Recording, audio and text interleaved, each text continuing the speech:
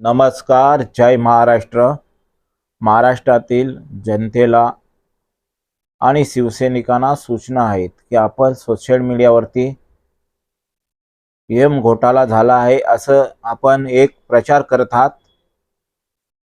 तर आम्ही महाविकास आघाडीने आणि शिवसेना उद्धव बाळासाहेब ठाकरे यांनी आम्ही विचार केला आहे की एक आंदोलन उभारायचं आहे आणि आपल्याला या देशातून महाराष्ट्रातून हटवायचं आहे.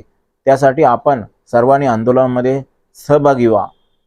ज्या दिवशी आंदोलन होईल त्या दिवशी घरी झोपू नका.